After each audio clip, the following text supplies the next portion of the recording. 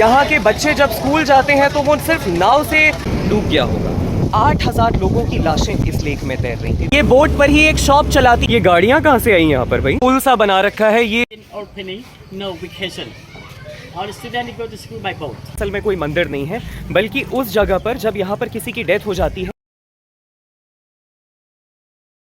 तो भाई आप कल्पना कीजिए एक ऐसे गांव की, ठीक है, और ख़ास तौर पे अगर आप वहाँ पे रह रहे होते, एक ऐसा गांव जो कि पूरी तरह से पानी में तैरता हुआ है।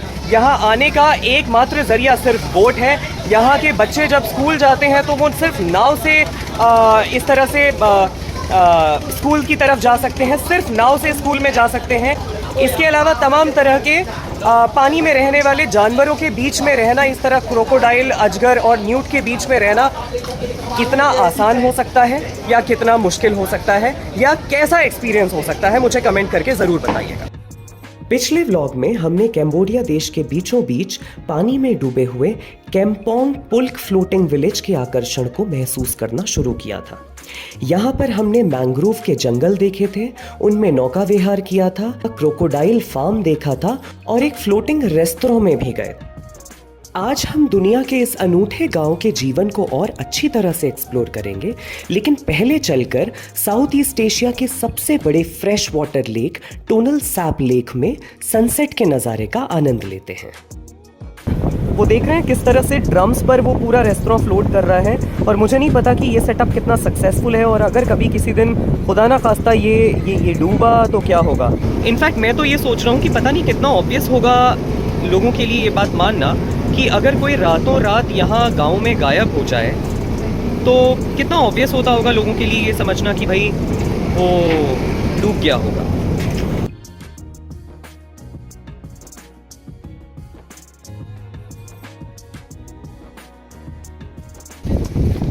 और अभी हम कवर कर रहे हैं ये सनसेट का एक बहुत ही खूबसूरत नज़ारा इस लेक के बीचों बीच, जो कि यहाँ का इनफैक्ट पूरे साउथ ईस्ट एशिया का सबसे बड़ा लेक है। और इस लेक से जुड़ी कुछ बातें हैं, जैसे कि पहला, ये मेकोंग नदी का एक किनारा टच करता है। उसके अलावा यहाँ इस लेक में जो प्रेम पंछी होते हैं ना, प्रेम पुजारी, वो अपना प्यार सिद्ध करने के लिए यहाँ पर आकर कमल का फूल लगाते हैं। और इसके अलावा जिस नेशनल वॉर मेमोरियल को हमने वहाँ पर देखा था सीएम रीफ वाले व्लॉग में, तो वो नेशनल रिलीजियस वॉर के जो शहीद लोग थे, 8000 लोगों की लाशें उस वॉर के बाद यहाँ इस लेक में तैर रही थी। तो आप सोचिए, ये देखिए शाम होते होते गांव के सारे आदमी अपने व्यवसाय से वापस लौटते हुए मछलियाँ पकड़ के।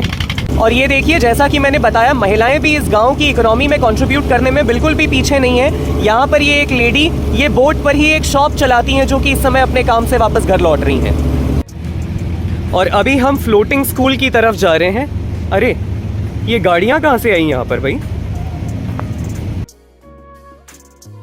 The schools seem to be at a safer place, right?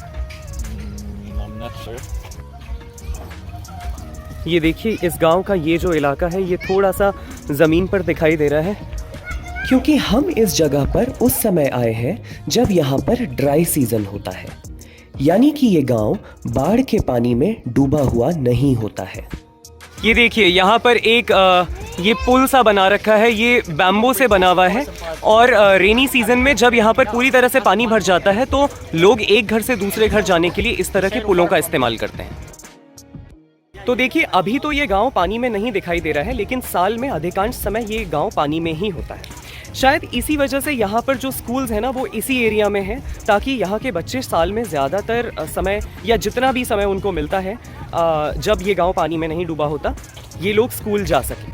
और यहाँ पर गांव में सरकार कहती है कि यहाँ के बच्चों को ना, क्योंकि बच्चे आकर के टूरिस्ट के साथ अच्छा खासा समय बिताते हैं, तो बच्चों को ना वो टूरिस्ट जो है वो पैसे बिल्कुल ना दे, क्योंकि अगर वो बच्चों को पैसे देंगे तो फिर वो स्कूल नहीं जाएंगे और बड़े होकर के फिर एडुकेशन एक बड़ी समस्या उनके लिए हो जाती है। और वही होगा, वो लोग ले दे करके ये मछली वाला व्यवसाय ही करेंगे, जिसमें कुछ खास आमदनी है नहीं।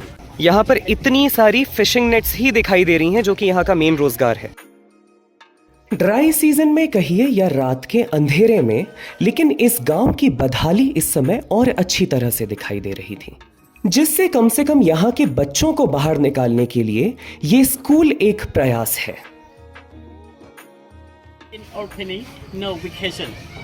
All the students go to school by boat. For the rainy season, it's for the dry season. And the tourists, they stay here for the homestay. If you want, they are volunteer. तो school तो देखिए इस समय यहाँ पर बहुत ज़्यादा बच्चे हैं नहीं, लेकिन यहाँ पर कुछ व्यवस्थाएं उन बच्चों के लिए की गई हैं। और उसके अलावा यहाँ पर ये भी मांग की गई है कि अगर यहाँ पर आकर कोई वॉलंटियर करना चाहता है, या फिर ये देखिए यहाँ पर बच्चों की ज़रूरतों का कुछ सामान यहाँ पर लिखा गया है, एक विश लिस्ट है, कोई कंट्रीब्यूट करना चाहता है तो उन बच्चों के लिए कंट्रीब्यूट करें, लेकिन किसी भी सूरत में उन बच्चों को पैसे ना दें, क्योंकि अगर उनको पैसे मिलते हैं तो फिर वो पढ़ाई नहीं करते, वो बस टूरिस्ट के पास जाकर के पैसे मांगने में ही अपना समय जो है वो व्यतीत कर देते हैं। और मेरे पीछे आपको जो एक मंदिर जैसा स्ट्रक्चर दिखाई दे रहा है वो असल में कोई मंदिर नहीं है, बल्कि उस जगह पर जब यहाँ पर किसी की डेथ हो जाती है तो डेड बॉडीज़ को तब तक का वहाँ पर रखा जाता है जब तक का क्रिमेशन के लिए ये लोग जाना मैनेज ना कर सकते। देखिए, और ये देखिए ये एक हल्का सा एलिवेशन सा बनाया गया है जो कि एक पैगोडा की तरफ जाता है, जैसा कि दूर से दिखाई दे रहा था, लेकिन वो कोई धार्मिक स्थल नहीं है, बल्कि वो एक ऐसी जगह है जहाँ पर यहाँ पर अगर किसी की डेथ हो जाती है तो उन लाशों को रखा जाता है जब तक ये मैनेज ना कर सकें यहाँ से बाहर ले जाकर उनको क्रिमेट करने के लिए, क्योंकि यहाँ पर ज़्यादातर रहने वाले जो लोग हैं वो बुद्धिस्ट या हिंदू ही हैं, तो वो लाशों को जलाते हैं। लेकिन पहले से क्या होता था, पहले से वो लोग लेक में उन लाशों को बहा देते थे, लेकिन अब वो नहीं कर सकते हैं, तो अब ये इंतज़ार करते हैं और जब तक का कोई इंतज़ाम नहीं होता किसी डेड बॉडी को क्रिमेट करने का, तब तक उसे यहाँ इस पैगोडा में रखा जाता है। और उस तरफ कोई म्यूज़िक सिस्टम और कुछ पब जैसा दिखाई दे रहा है। सही है भाई, मनोरंजन का अधिकार भी सबको है, तो ये लोग क्यों पीछे रहें। लेकिन ये पार्टी लाइट्स भी शायद यहाँ के लोगों के लिए टूरिस्ट्स का मन बहलाकर 4 पैसे कमाने का एक जरिया मात्र ही है, क्योंकि जितने अंधेरे में आज मैंने ये व्लॉग बनाया है, जरा सोचिए रोज उतने अंधेरे में यहाँ पर रह रहे लोग अपनी जिंदगी में उजाले के मजे कितना ही ले पाते होंगे।